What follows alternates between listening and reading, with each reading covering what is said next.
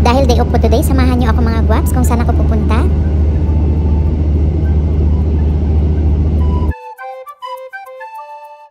Hello mga guwaps, ayan, good afternoon, good morning sa inyong lahat. So ayan, day off natin ngayon.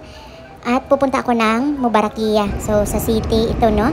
So ayan mga guwaps, andito na ako sa city. Ayan yung Mubarakia kung saan ako bibili ng fresh na mga isda. So maganda mamili dito kasi mura lang. Tsaka ang ganda ang pipresko ng kanilang mga isda, mga paninda nila dito. So ayan, bago pala muna ako bibili ng isda ay dumaan ako dito sa perfume. Bibili muna ako nung kung naririnig nyo yung oil perfume.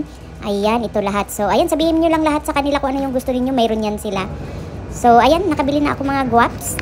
Ito na yung, 4 lang muna yung binili ko ngayon. Tigwa 1.5 ang bawat isang bottle nito. So ayan, after kong namili ng perfume, kumain muna ako nitong ice cream kasi nga ang init. So para malamig sa katawan. So ayan, si Kabayan nakiusap na, ate, bili ka na ng ice cream, masarap yung ice cream namin, tikman mo, sabi niya ganun. And sabi niya, picturean ko daw yung mga ice cream nila. Sabi ko kay Kabayan, ipopost ko to sa TikTok, sabi naman ni Kabayan, sige ate, sabi naman niya ganun. So ayan mga guwaps, biruin ko sana si Kabayan eh. May libre bang isang ice cream dyan? Char lang, shout out sa'yo Kabayan.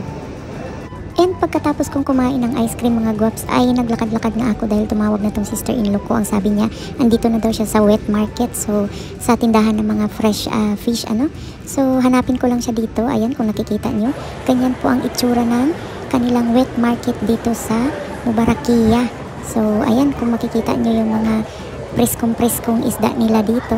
Klase-klaseng isda. Ayan, nandito na yung sister-in-law ko, tatawa-tawa na, nauna pa sa akin bumili ng isda. So ako naman ay maghahanap ng isdang bibilhin, kung ano man ang mga mabibili ko dito mga isda. So ayan mga guwaps, nabisi ako kakapili ng isda, so hindi ko na na-vlog ano. And ayan, nakabili ako ng pusit, bangus, sapsap at iba pa. So ayan, pauwi na kami mga guwaps. Thank you for watching!